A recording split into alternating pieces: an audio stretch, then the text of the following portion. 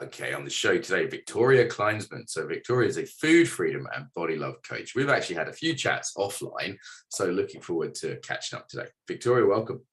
Thank you, Mark. I'm excited for the conversation. How did you get interested in working with the food and this slightly deeper approach that you use than many people? Well, a long story short, it's mainly through my own experience. So I started dieting at the age of 9. Even though I wasn't in a larger body, it wasn't like I quote needed to in terms of what society would think of me, but I followed whatever my mum did, so I did that too. And then when I was 13, I was diagnosed with anorexia nervosa, and so that was a difficult time. When I was 19, I fell into a very abusive relationship where I actually turned to food as my friend, as my savior, and then I was diagnosed with binge eating disorder. And then 6 years after that relationship, the relationship was 6 years, so after that I found the gym, became obsessed with that, and then I was diagnosed with bulimia because I was in the starvation binge purge cycle. And I lived like that until I was 30 years old. So that's only 5 years ago now. And then when I was 30, I met my now fiance, and he introduced me to personal development. And then through that, through studying psychology and being certified, and then certified in coaching and nutrition, having my own coaches, I finally can say that I am normal around food, whatever that even means. Normal is not really normal, is it? Because as you say, like, dieting from 9 years old, and I don't know what the figures are, but it seems like everyone's on a diet most of the time, or some sort of restricted eating, if they don't call it a diet, right? Yeah. Like, it's so common.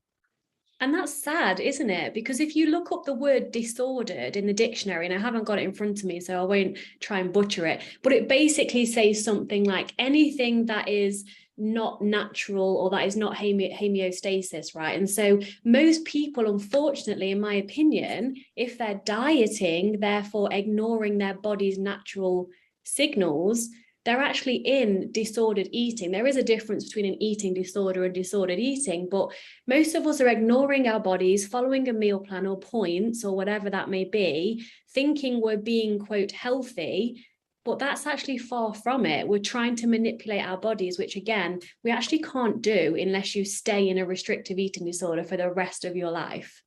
Right. And my trainer at the gym said oh, here's an app, and you just have to measure everything you eat and record it on an app. And I was like, oh, that's kind of extreme. I'm not sure I want to do that. You know what I mean? And actually, another person I've been working with, I've got a bit of stomach problem at the moment. He said, "Oh, send me your information." He just sort of assumed that I was recording everything I eat. Mm-hmm. And I was like, wow, okay, this could be helpful. I'm not saying it's always a bad thing, but I was like, that would have been considered odd not long ago. And certainly the idea of being on a diet was something at a certain point was sort of strange. Like, I'm kind of wondering how it started, like historically, that this became a normal thing to kind of impose on ourselves. Well, historically, it comes from a lot of social class justice type things, in terms of back in the day, a few hundred years ago, being fat was actually celebrated and worshipped because it was very difficult to be fat, because there wasn't enough food around. If you had money, if you were very wealthy, you could then afford food, and therefore you would get fatter. And so people strive to be fat. Obviously, times change, like sugar is now abundant, food is now abundant. Therefore, it's harder to get, quote, thin. And of course, people make money out of this. So whatever's the hardest to obtain, that's what we strive to do, because of the way the society is built. And there's also a women's oppression built in with this as well. And whether you believe this or not, in terms of like women keeping themselves occupied with what they're eating and how thin their waist is, like that takes up a lot of energy, right? A lot of energy, right? And difficult to sort of be kind of successful in the world in other ways if so much mental energy is going into that. So I can definitely see that. It's interesting when we sort of try and do the opposite. And as you say, huge cultural piece. I've lived in African countries where, I came back after being away and people were like, "Oh, Mark, you got so fat." They were like telling me that. I was like, okay, thanks. And I could see it was as a compliment to them. And as you say, historical periods, only the wealthy could be big, whatever it is. All right, there's sort of a counter argument here in a way that we have this evolutionary past where maybe food wasn't so abundant. Like you mentioned that, like, if I go into a shop in Brighton, almost any shop to buy many things, so I want to buy some sellotape, I go into the corner shop and I'm just surrounded by high fat, high sugar foods, right? Yeah. Like they are. And if I walk out of my house just to go to my gym, I have to walk past a sausage stand, a waffle stand, a burger stand, and at least 10 restaurants between my house and the gym. Yeah. That's not a sort of neutral environment. It's probably not the one we evolved in. So is there some argument that maybe we've evolved for overeating in the current context, so some restriction might be helpful because it's not the evolutionary context we evolved in? Great question. And I love that you brought this up, because the answer to this is both yes and no, meaning the world that we live in does exist. We are blessed enough to be able to go and buy sellotape, very random example. It was something I'd buy from the corner shop that wasn't food, you know. We are blessed to be able to do those things and to have these opportunities. So we can see it as a blessing. However, you're right, back in the day, we didn't have access to all of this stuff. So part of it is facing the reality and the abundance that we live in, and therefore we have a choice. Realistically, do we want to live in a world where either we don't give ourselves access to that, meaning we're going to move in the middle of nowhere and grow our own shit, or deprive ourselves every time we have the opportunity when we want something? Now, here's my argument. Depriving ourselves doesn't actually work long time, because if you want to feel like you're addicted to something in terms of being obsessed with food and sugar, because you cannot be addicted to sugar, and we can talk about all the experiments done on rats for sure to go into that. But the best way to feel obsessed or addicted about something is to deny yourself from having it if it's available in your environment, and to make yourself wrong when you do eventually give in and have it because it's in your environment. Now, in terms of our natural set point weight, there's two major key Hang on. You're jumping through a bunch of stuff, and I want to kind of chew on each one. Let's digest, as it were, what we're saying here. So what you're saying. So first one is, if we deprive ourselves of something, we want it more. Yep. And is that true for you in your life, would you say? I think for many people that's true. And there's also things that I've chosen not to do, like I've chosen not to drink because I'm an alcoholic, and I don't obsess about that. You know, I went through maybe a period of obsessing about it. And then after a few months, I was just like, okay, this is just something I don't do. Like when I was a vegetarian, I didn't have meat obsession or craving. It depends. I'm glad you brought this up, because dieting isn't an action, it's a state of mind. Meaning, if you became a vegetarian because of ethical reasons, or in fact, let me ask you, why was you a vegetarian at some point? Yeah, I made a decision, I guess, for ethical reasons was a decision, and I kind of reassessed it kind of after 10 years. So I was a vegetarian for quite some time as well. Yeah. So your motivation, your inspiration, your reason for not eating meat isn't restrictive, because you're not being like, oh, I'm a bad person if I eat meat, I shouldn't eat meat, because most people diet because they're trying to get their body smaller. Yeah. So any choice from a place of trying to make your body smaller isn't going to work long term. Whereas if you imagine, like when you was an alcoholic, right? First of all, you don't need alcohol to survive, you need food to survive. When did you feel a compulsion to have the alcohol? You felt like it wasn't a choice. Yes, it was compulsive drinking. Right. So if people, especially the women that I work with, they're in the diet binge cycle, they will tell you that they will feel almost like a compulsion to binge eat on the things that they've tried to not let themselves have for however many weeks, days, months. Right. So just, again, slow down a little bit. The diet binge cycle, so someone restrict something, say, right, I'm not going to eat sugar, I'm not going to eat sweets, cakes, sugary drinks, well. And then at a certain point, they sort of the willpower dam cracks, because we've only got so much willpower, and people are busy and tired and all the rest of it. And then they binge on something. And I have seen myself do that at times with food, for sure. And as you say, there's an emotional piece here too, right? Like I was going for a bit of a downstage not long ago, and I was definitely eating more sugary foods in the evening. And it was like very tired from long days of work, needed that little hit. It's quick and easy to grab. you know, much easier than most things, you know, like, I don't know, sex would be another one, but it's a whole other person's involved in that, you know, it's much more complicated, you know, food's a much simpler thing. You don't have to chat a Mars bar up, and you can put that in your book. It's a good one. I like that. I'm taking it. Don't chat a Mars bar up. This seems to be fairly common though, but not necessarily super healthy. Like when I find myself eating in a sort of mildly compulsive way. So there's a spectrum here, right? Like there's people who are hardcore bulimic, and there's kind of me down this end of the spectrum. So what's the solution there? I mean, is it just sort of eat what you feel like when you feel like?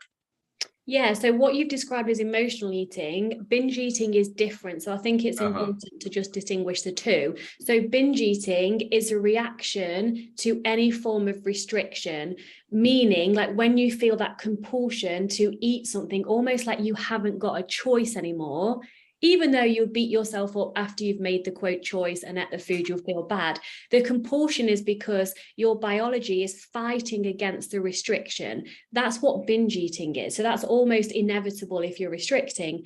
Emotional eating, on the other hand, is a choice in a way, but there's been countless studies done by this, especially by Linda Bacon.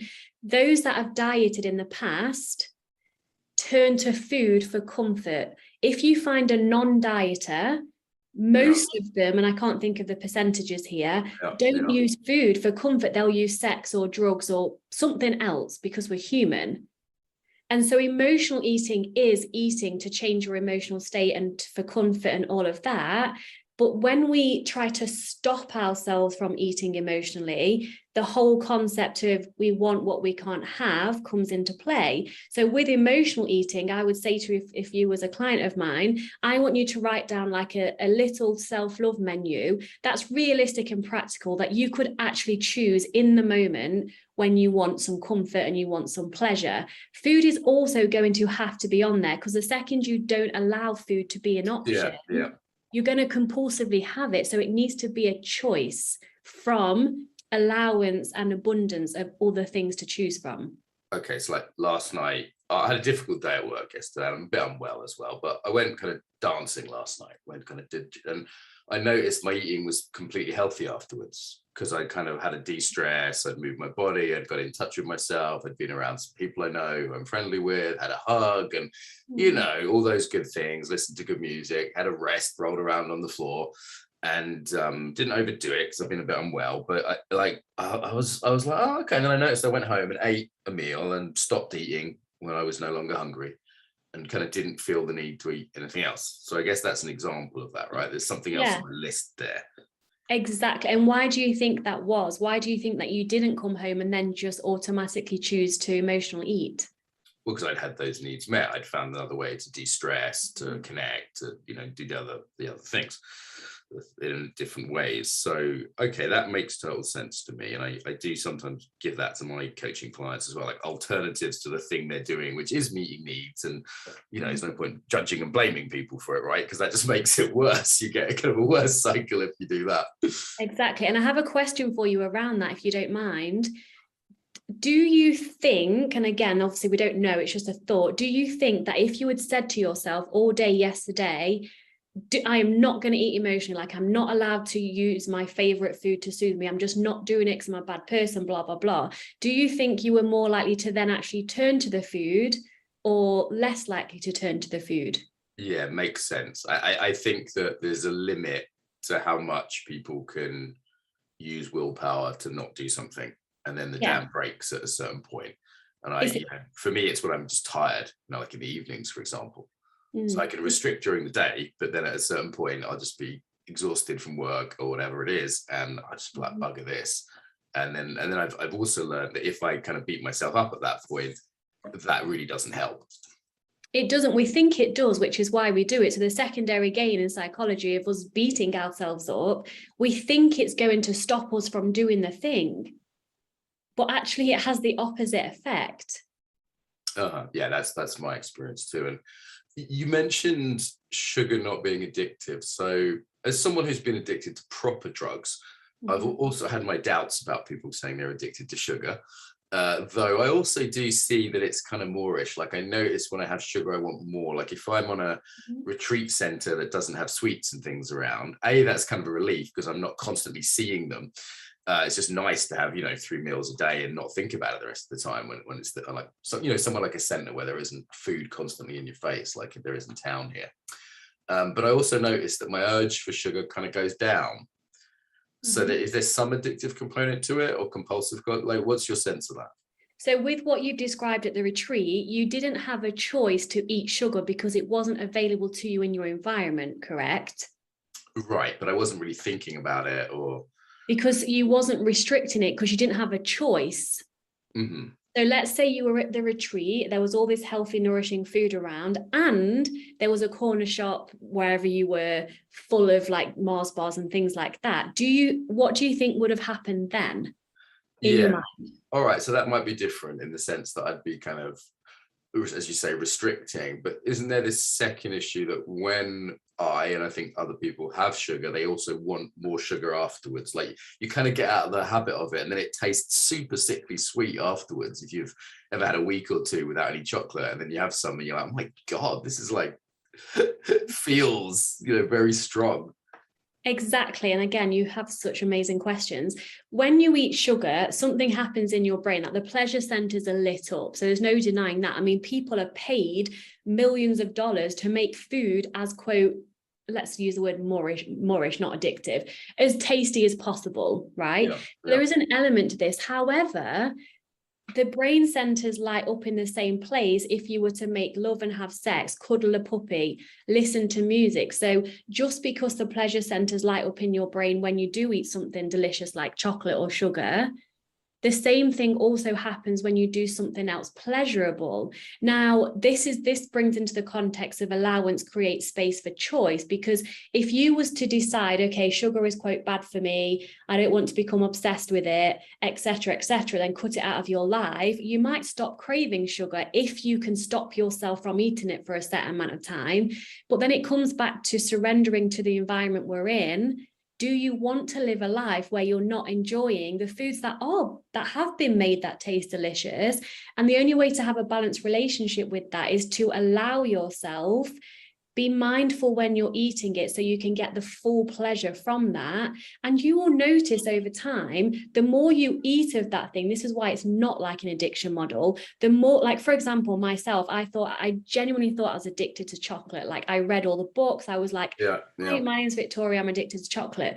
The more I allowed chocolate from a place of allowance, not thinking I'm going to binge and then diet tomorrow, because that's still a restriction and reaction, the more I allowed it, the less I wanted of it over time. Whereas an addiction model, I'm sure you know, the more you have of it, the more you keep wanting more.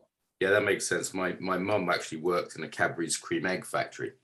And it's very interesting what they do there. They say, eat as many as you want.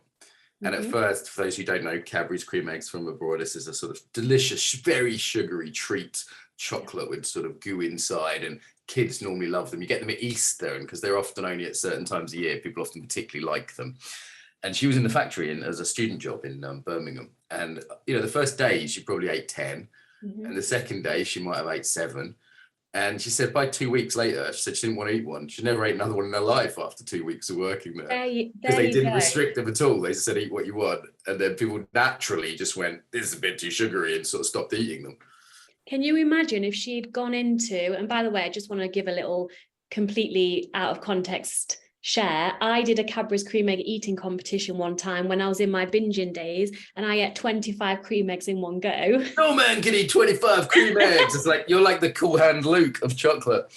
I did that. I couldn't do it now because I'm not restricting. So my body was literally like, yeah, give me the sugar. So anyway, imagine if she had gone into the working at Cadbury's cream egg and was in the diet binge cycle and said to herself, I am not allowing myself to have any cream eggs. Yeah, by then she'd be craving one for sure. Yeah. Should most likely, you said she went in and ate 10, for example, the first day. What would most likely happen is she'd probably manage to resist for 2 days, and then she'd probably eat 20 in one go, feel shit about herself, and therefore the cycle continues and it would never end.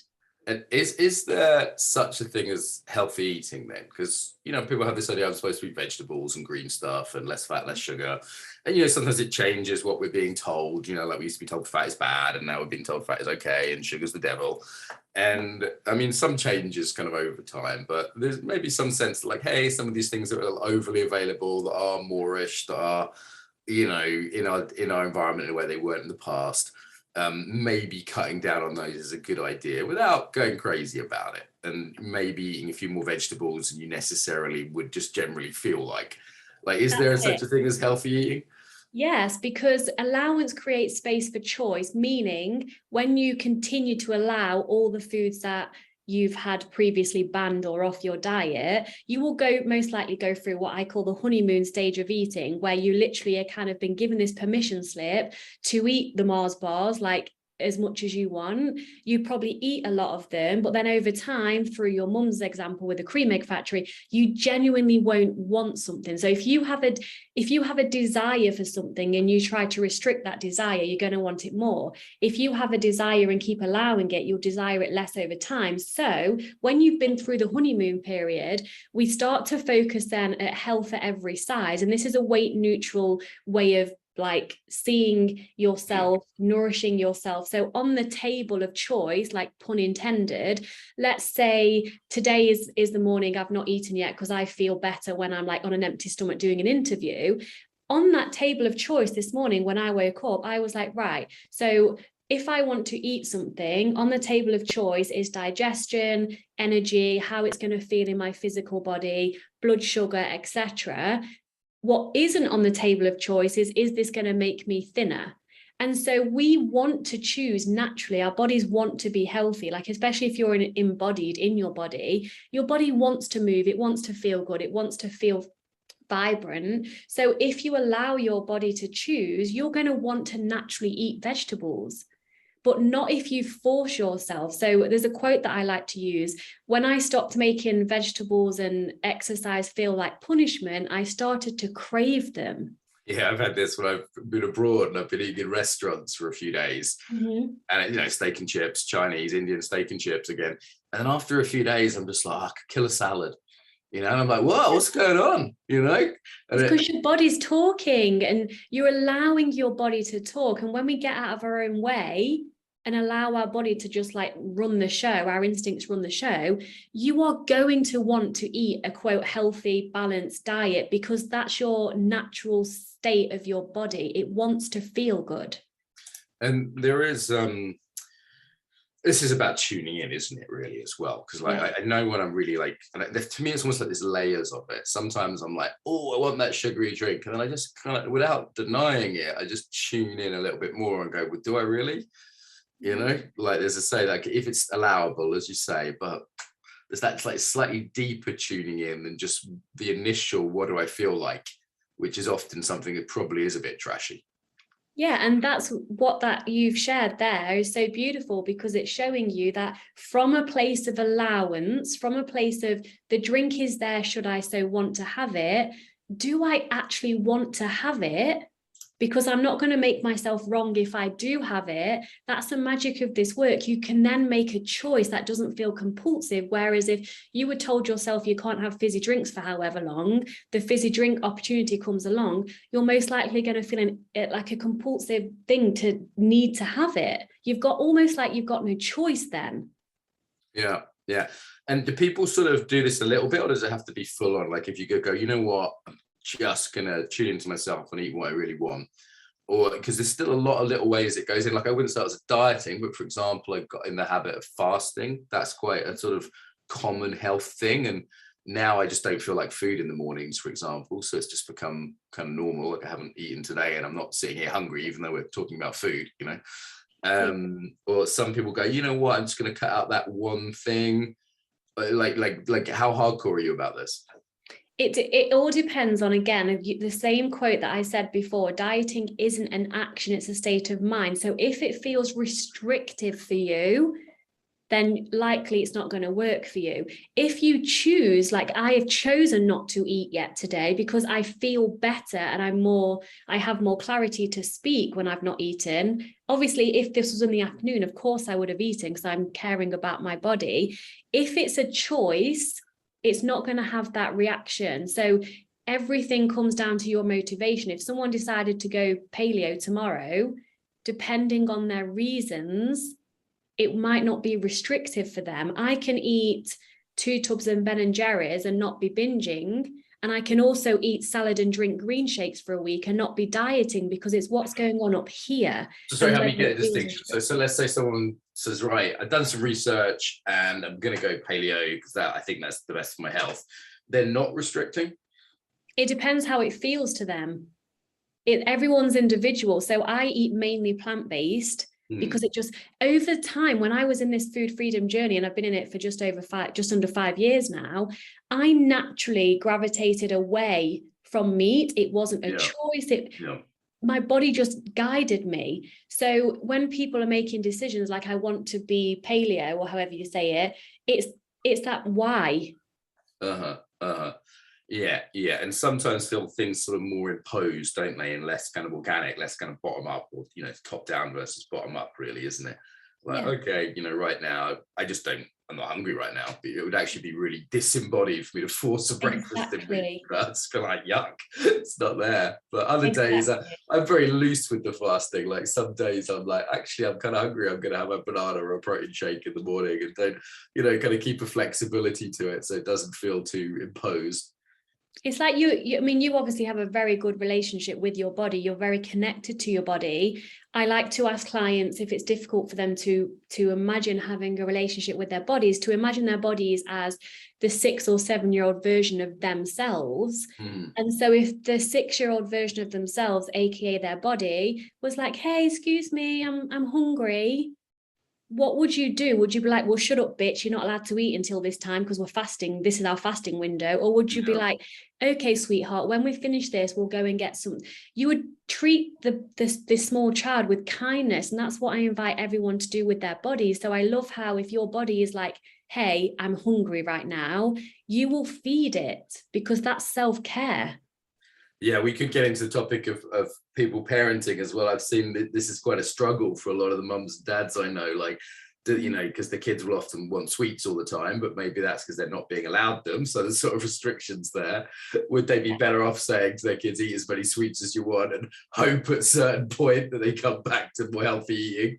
Yes, sorry to interrupt, I get too excited, don't I? But with allowance and with choice, right? So there was a study that was done with so many like young children, like toddlers, and they were in this like hospital test for like a week, and they were given infinite amount of sweets, fish, potatoes, chocolate, basically every kind of food choice you could think of, and they were allowed to feed themselves. And what did they do first? Go to the sweet and chocolate table naturally, because most of the time they wouldn't be allowed it. But over the course of the week, each and every single toddler fed themselves a balanced, healthy diet, left to their own devices. So they need choice. So, I mean, I'm not a parent, but I've seen some parents give their children like a little plate with like random stuff. So like fruit, cheese, bread, like a different like array of choices, then they can pick and choose what they want. Whereas if sweets are never on there, of course they're going to want sweets all the time, because they've never been given it as an option. Yeah, makes sense. It's kind of like I've been at hotels with his buffets, and the first day you kind of eat a huge amount, the second day you eat a huge amount, and then by day 3 or 4 you kind of just settle to a fairly normal portion. Maybe still eating a bit more just because there's so much variety, but it does sort of settle down quite a lot, I've noticed. And you have this idea of a certain sort of set weight that people are, a set size that people are, that like if you try and restrict, you'll sort of naturally come back to a certain size. That's it. Yeah. So it's sort of almost like there's no point trying to do it anyway, because you're going to swing back to this point. Exactly. So each and every one of us has our own like blueprint, if you like, of a set point weight. The range varies from person to person, but it's average about £5. So within this £5 range on average, your body is happy within this weight. And when I say happy, it's thriving, your hormones are working correctly, everything's working as it should. Now, we can suppress our set point weight for a short period of time. Like if you imagine a bucket of water with a cork from the top of a wine bottle on the water, you pop the cork on the water, it's just bobbing around doing its thing, right? If it's a bit windy, the water might blow, the cork will bob along with the water. That's your set point weight. You can take your hand and press the cork down below the water for as long as you want to hold your hand down there for. That's restriction, that's dieting, you're losing weight, you're counting calories, you're restricting, you're making your weight go down using willpower and force.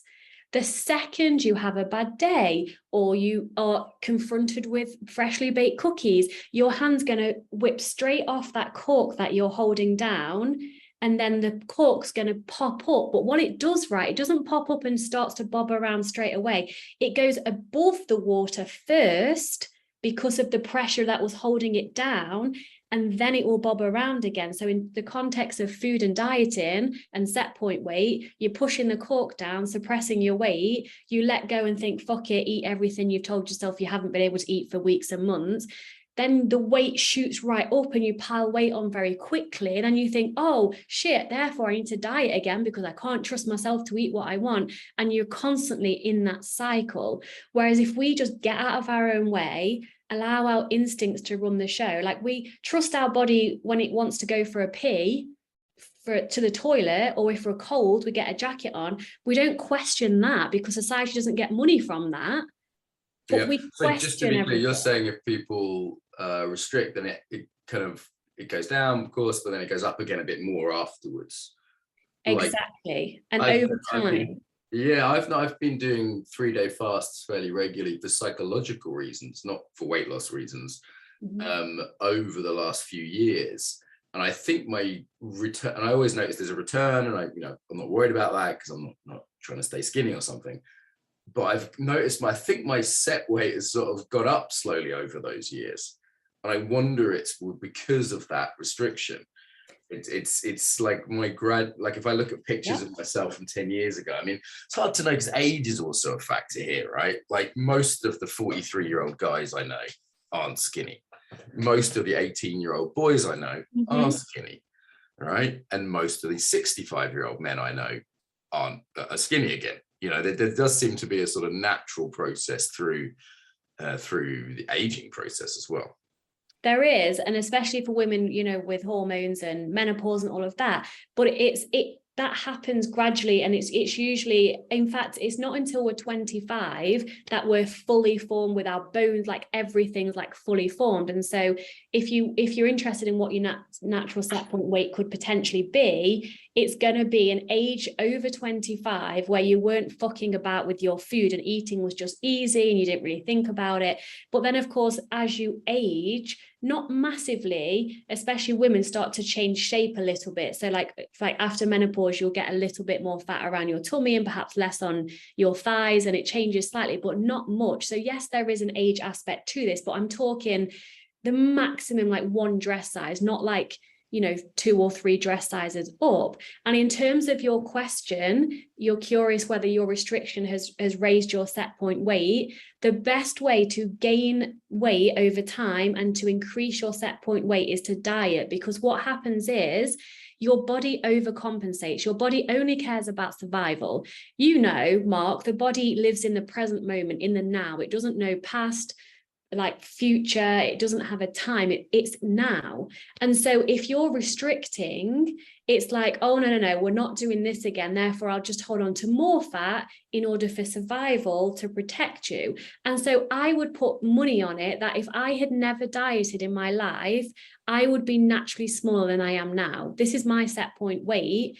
If I'd never gone on a diet, I would be smaller, because my set point weight has increased over time. That's shit, that's annoying, but the only way that I can stop myself from increasing my set point weight is to stop dieting.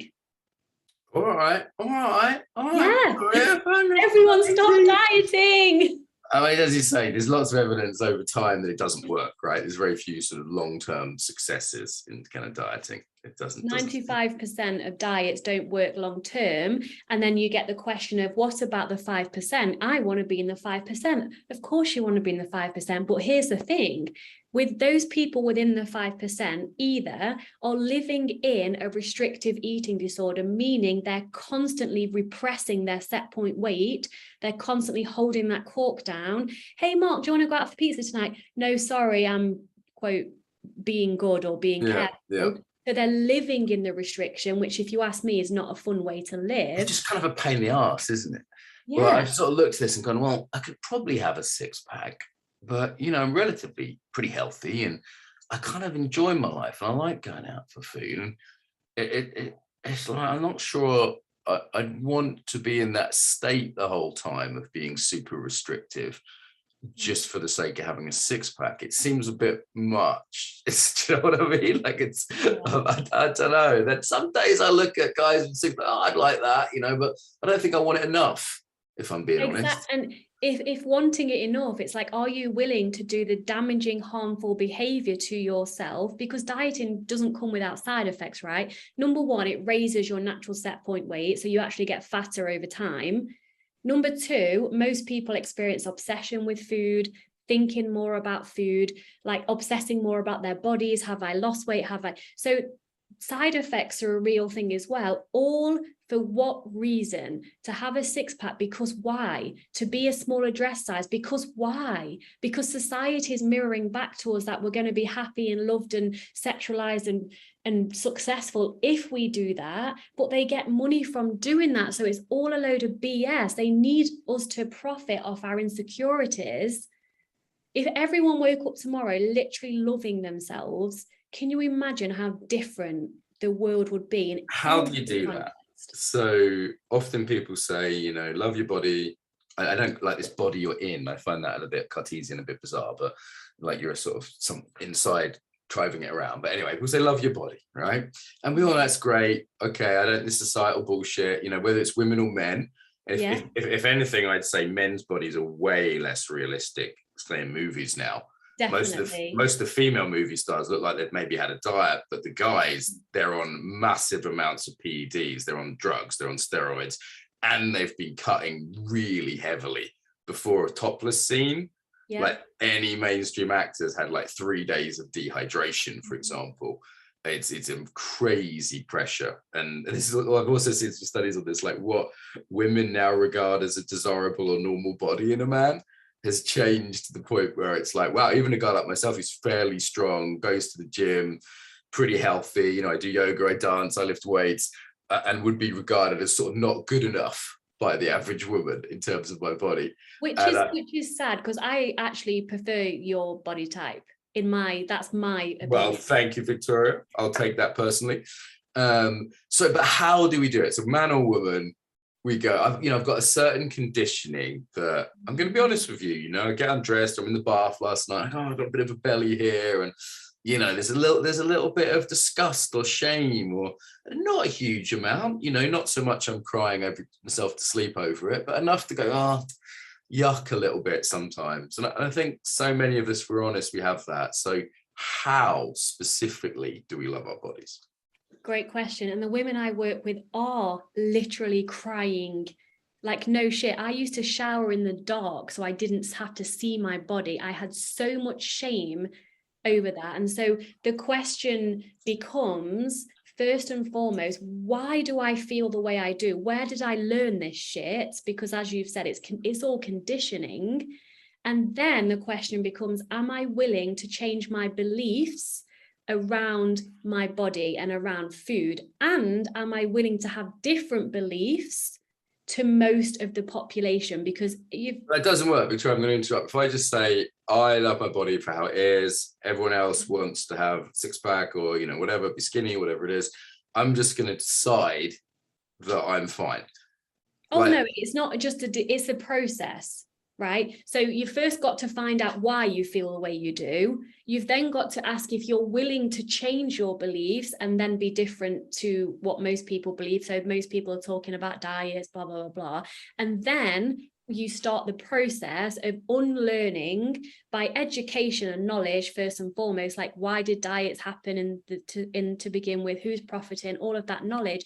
And then there's a lot of mirror work to do, a lot of inner child work to do, going back to childhood and finding the first time that you felt shame around and in your body. Like there's a lot of emotional release to do. And then acting, a lot of it is also needs to be outside of your comfort zone in order to grow, to challenge these new beliefs that you want to have for yourself, acting as if you believe that your body doesn't matter, because body love isn't loving the way you look in the mirror and thinking you're like the hottest thing that there ever was. That can be part of it, but body love is being in your body, appreciating your body for what you can experience through living in your body. And I do believe that we're like in a soul, blah, blah, blah, in our bodies. I know that's probably not what you believe, but it's a case of like, why does it matter to me so much that I look a certain way? Yeah.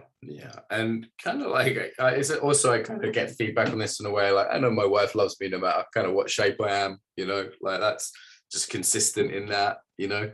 And I do challenge it in behavior. Sometimes I'll get my belly out in a training, you know, and people, I remember doing that in Russia a couple of times. People were really shocked, you know, because I've got a bit of a belly, and someone mentioned it, so I just got it out and was like, yeah, there's my belly, whatever, bugger off. People are like, I could never do that, you know, all these women sort of dying, you know, look at it. Could this go too far, Victoria? Like you mentioned health at any size, for example. Mm-hmm. Now, the general principle of that makes sense to me. You know, I know athletes come in many shapes and sizes, you know, and rugby players, for example, you get some big lads on the field who are pretty healthy, and different ethnic groups. We seem to have different body sizes, different shapes. I know BMI is a dodgy measure. But that being said, if I weighed 300 kilos, Mm-hmm. all right, what's that, 150 pounds for the Americans? Is that right? It's usually about half, isn't it? I'm not very good at conversions. Might be the other way. Okay, so that's the sort of probably like something like as big as a person could possibly be with my height. I wouldn't be healthy. I'd be at serious risk of heart attacks and various other kind of health problems, right? So can it be taken too far? Because I'm seeing a sort of hardcore left-wing politicized angle on this now, which is starting to look a little crazy. Like, is there a limit here? Yeah, well, first and foremost, Regan Chastain is a 300-pound Iron Woman athlete. Sure, so muscle weighs a lot. So there are, you know, so I mean, she's just take weight as a measure here, right? But she's a really, she calls her, she's reclaimed the word fat. She's a fat lady doing triathlons, right? And she's 300 pounds. And so that's like Regan Chastain, anyone that wants to look her up. So just to put that out there, but yes, in terms of health at every size, the key is in the name, health at every size, not any size, right? So if you think of the health at every size model, which is health is a big umbrella, and obviously physical, mental and emotional health comes under that. But what I see health is as eating vegetables to nourish yourself, moving your body in a way that feels good, getting enough sleep every night, talking through and processing your emotions, all of that. And so if you're doing all of those behaviors and you end up in a bigger body, then that is what is supposed to be happening for you. So many people who are morbidly obese, there's many layers to this, but there's also a fat gene as well. There's a book called The Secret Life of Fat that studied this, and they took morbidly obese people, not all of them, but some of them, no matter what they don't eat, no matter how much they exercise, they will not lose weight. So there is a genetic component to this, but in general, morbidly obese people, and I'm obese on the BMI scale, like just FYI, morbidly obese people, are they moving their body in a way that feels good? Are they listening to their hunger signals and stopping when they feel satisfied? So there's so many layers to this, but health is not a moral issue either. If someone is quite happy eating 50 steaks a week and not moving and not drinking water and living on sugary drinks, that's up to them. But if they don't feel great, because guess what? They're not going to feel great because your body wants to feel healthy. Their body will guide them to health when you remove the shame out of it, when you remove you need to lose weight because, so in terms of like blood sugar, heart disease, you can do healthful behaviors weight loss might be a side effect of that, probably will. But the second you switch your attention from weight loss as a goal, as a prescription, if you like, from the doctor, to healthy behaviors. One example, then I'll stop talking. One of my clients last week shared with me, she went to the doctors when we first started coaching, and that was 3 months ago. And the doctor advised, and this I am slating the medical industry here. The doctor advised she needs to go on a 600 calorie a day diet because she's in a large body to lose weight, to bring her blood pressure down. Right? She signs up with me, which is the absolute opposite. Like, I'm like food freedom. That's pretty extreme. That's 600 calories a day. Most people aren't going to be able to stick to that for very long at all. That's starvation. So so what she did in terms of behavior, she cut out alcohol and stopped drinking caffeine. And now her blood pressure is in the normal range, and it has been for weeks. She's actually gained a bit of weight, not lost weight. So health behavior is all in the behaviors, not the weight. We need to stop making weight. Yeah, I mean, it's a very crude measure, right? It's a very, very crude measure. And I, again, would still say it is possible to have more fat than is healthy. Well, it depends what you're classing as healthy. Okay, so if I weighed 300 kilos and most of it was fat. Yeah. Right, so I'm not like a super muscly rugby player who's, blah, blah, blah. I'm not going to be well. In terms of, what do you mean by not being well? I'm going to be at increased risk of heart disease, for example. Would that not be due to what you were eating is in the lifestyle, or would that be purely because of the adipose tissue on your body? It'll be both of those things. You see, so then imagine if you were this 300 kilogram guy who didn't do sports, imagine if you started to implement healthful behaviors, started to walk around the block once a day, started to add more vegetables in without deciding to cut out everything, and then obviously end up binging down a week down the line. Do you think you would then start to feel better and probably most likely lose fat over time without having that as the goal? Mm-hmm. I do see what you're saying, and I do feel like it needs some pushback, because I'm seeing sort of ill health promoted as a sort of political issue. And I think that is potentially dangerous. And I'm with you on not, that there's a much bigger picture here. There is. And also we need to remind ourselves that health isn't a moral issue, right? If someone is happy and doesn't, because there is some kind of effort, like it takes effort for me. I now make food choices from a place of nourishment and pleasure, meaning I won't drink a green shake that tastes like AIDS just because it's good for me. Yes, right? Terrible, aren't they? However, I will add in vegetables when I can. Like a perfect example, as in the UK last week, I went out for lunch with my mom. I ordered a cheese and onion chutney toasty, and it came with absolute zero salad, which is okay. But I actually said to the lady, please, can I have some kind of some leaves with this? And she bought me a plate of like green leaves. Now that's just, I could have obviously ate the toasty, but because I care about getting my veggies in, I'm adding shit in. Yeah. No, I'd rather add things in than take things away, for starters. I remember a friend of mine was in, great shape, inverted commas. I said, "What do you eat, man?" He said, "No, it's about what I don't eat."